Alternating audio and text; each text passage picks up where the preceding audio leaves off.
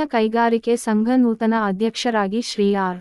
ಶಿವಕುಮಾರ್ ರವರು ಆಯ್ಕೆಯಾಗಿದ್ದಾರೆ. ಅವರು ಮುಂದೆ ಹೊಸ ಯೋಜನೆಗಳು ಹಾಗೂ ಹೊಸ ಕೆಲಸಗಳನ್ನು ಮಾಡಬೇಕು ಹಾಗೂ ಸರ್ಕಾರದಿಂದ ಸಾಕಷ್ಟು ಕೆಲಸಗಳು ಆಗಬೇಕಾಗಿದೆ. ಪೀಣ್ಯ ಅಲ್ಲದೆ ಸಣ್ಣ ಕೈಗಾರಿಕೆಗಳು ಸಾಕಷ್ಟು ಅಭಿವೃದ್ಧಿಗೊಳ್ಳಾಗಬೇಕಾಗಿದೆ.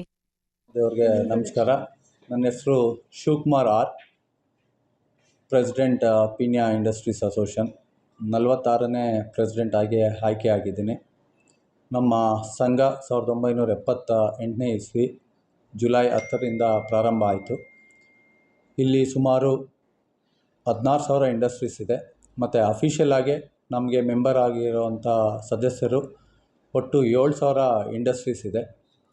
ಇಲ್ಲಿ ಎಂಪ್ಲಾಯ್ಮೆಂಟ್ ಜನ್ರೇಷನ್ನು ಕೂಡ ಒಂದು 13 ಲಕ್ಷದವರೆಗೂ ಎಂಪ್ಲಾಯ್ಮೆಂಟ್ ಜನ್ರೇಷನ್ನು ಕೊಟ್ಟಿದ್ದೀವಿ ಈ ಭಾಗದಲ್ಲಿ.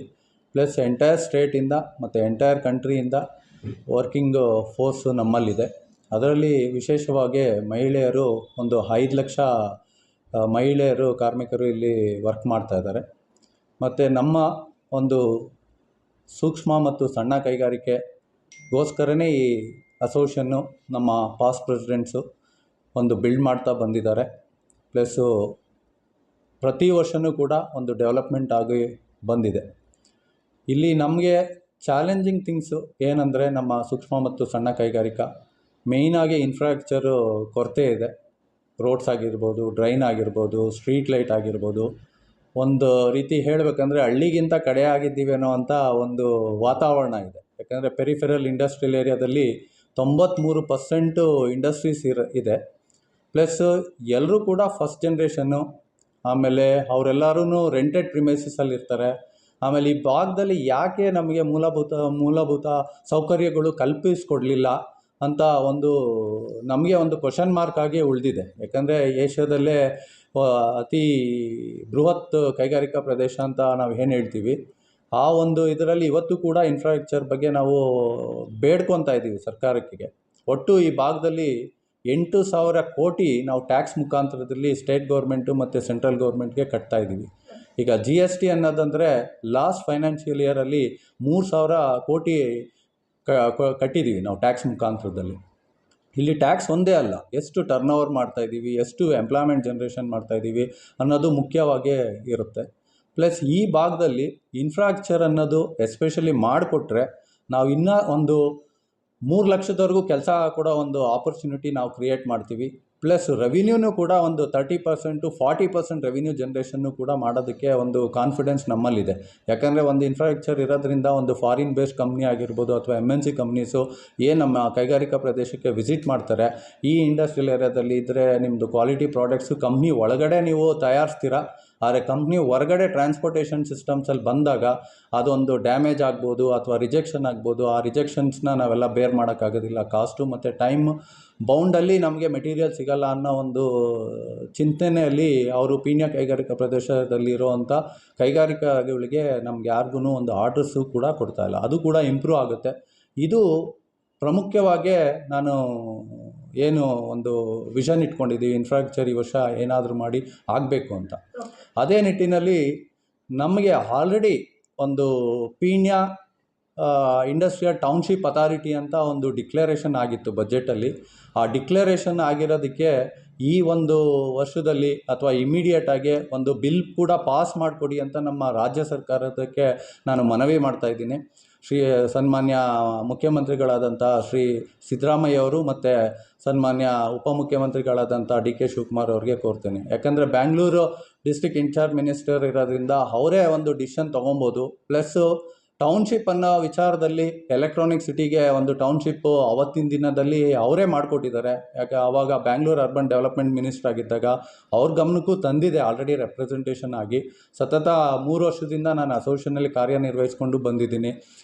ಸೆಕ್ರೆಟ್ರಿ ಆಗಿ ಮತ್ತು ವೈಸ್ ಪ್ರೆಸಿಡೆಂಟ್ ಆಗಿ, ಸೀನಿಯರ್ ವೈಸ್ ಪ್ರೆಸಿಡೆಂಟ್ ಆಗಿ ಆಲ್ಮೋಸ್ಟ್ 14 ವರ್ಷದಿಂದ ನಾನು ಶ್ರೀಯುತ HK ಕುಮಾರಸ್ವಾಮಿ ಅವರು ಮಿನಿಸ್ಟರ್ ಫಾರ್ ಹೆವಿ ಇಂಡಸ್ಟ್ರಿ ಮತ್ತು ಸ್ಟೀಲ್ ಏನೋ ಒಂದು ಮಿನಿಸ್ಟರ್ಶಿಪ್ಪು ಹ್ಯಾಂಡ್ಲ್ ಮಾಡ್ತಾ ಇದ್ದಾರೆ. ಮತ್ತು ನಮ್ಮ ಬ್ಯಾಂಗ್ಳೂರು ನಾರ್ತು MP ಆದಂಥ ಸನ್ಮಾನ್ಯ ಶ್ರೀಮತಿ ಇವರು ಶೋಭಾ ಕರಂದ್ಲಾಜೆ ಅವರು ಇದ್ದಾರೆ. MSME ಸ್ಟೇಟ್ MSME ಮಿನಿಸ್ಟ್ರಿ ಇರೋದ್ರಿಂದ ಅವ್ರಿಗೂ ಕೂಡ ಇಬ್ಬರಿಗೂ ಕೂಡ ನಿಮ್ಮ ಮುಖಾಂತರದಲ್ಲಿ ಮನವಿ ಏನಂದರೆ, ನಮ್ಮ ಒಂದು ಪೀಣ್ಯ ಕೈಗಾರಿಕಾ ಪ್ರದೇಶಕ್ಕೆ ಆಲ್ಮೋಸ್ಟ್ ಕುಮಾರಸ್ವಾಮಿ ಅವ್ರಿಗೆ ಎಲ್ಲ ಸಮಸ್ಯೆಗಳೂ ಗೊತ್ತಿದೆ, ಮತ್ತು ಶೋಭಾ ಮೇಡಮ್ ಅವ್ರಿಗೂ ಗೊತ್ತಿದೆ. ಯಾಕಂದರೆ ಯಶವಂತಪುರ ಕಾನ್ಸ್ಟಿಟ್ಯೂನ್ಸಿಲಿ ಅವರು ಕೂಡ MLA ಆಗಿ ಕಾರ್ಯನಿರ್ವಹಿಸಿದ್ರು, ಮಿನಿಸ್ಟ್ರಾಗಿ, ಪವರ್ ಮಿನಿಸ್ಟ್ರಾಗೂ ಕೂಡ ಹ್ಯಾಂಡಲ್ ಮಾಡಿದರು.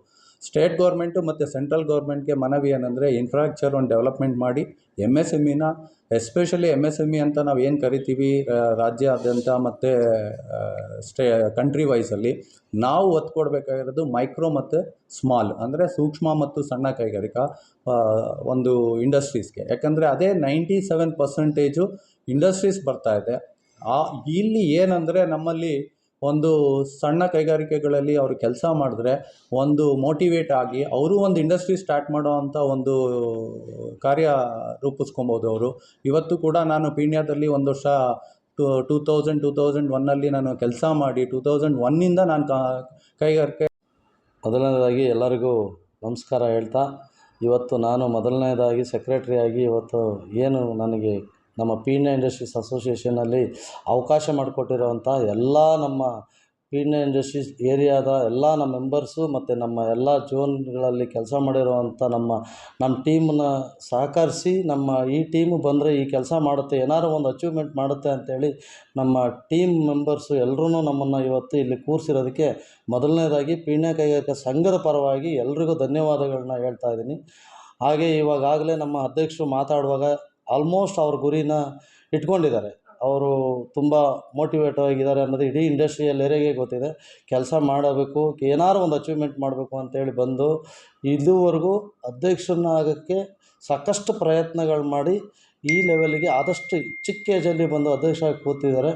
ಅವರಿಗೆ ಅಚೀವ್ಮೆಂಟ್ ಮಾಡೋದಕ್ಕೆ ನಾವು ಅವ್ರು ಏನು ಹೇಳ್ತಾರೆ ಅವ್ರ ಜೊತೆ ಇದ್ಕೊಂಡು ಯಾವುದೇ ರೀತಿ ನಮ್ಮ ಅಧ್ಯಕ್ಷರಿಗೆ ತೊಂದರೆ ಆಗದೇ ಇರೋದಂಗಿಂತ ನಮ್ಮ ಕಮಿಟಿಯವ್ರು ಇರ್ಬೋದು, ನಾನು ಸೆಕ್ರೆಟ್ರಿ ಆಗಿರ್ಬೋದು, ಅವ್ರ ಜೊತೆ ಅವರ ಏನೇನಿದೆ ಎಲ್ಲನೂ ಅಚೀವ್ ಮಾಡೋಕ್ಕೆ ಮತ್ತು ನಮ್ಮ ಮೆಂಬರ್ಸ್ಗಳಿಗೆ ಮೊದಲನೇದಾಗಿ ನಮ್ಮ ಅಧ್ಯಕ್ಷರು ಕವರ್ ಮಾಡಿದ್ರು. ಟೌನ್ಶಿಪ್ ಒಂದಾದರೆ ಇಡೀ ಇಂಡಸ್ಟ್ರಿಯಲ್ ಏರಿಯಾ 20 ವರ್ಷದಿಂದ ಟೌನ್ಶಿಪ್ ಆಗಬೇಕು ಅಂತ ಹೇಳಿ ಒದ್ದಾಡ್ತಾಯಿದ್ವಿ.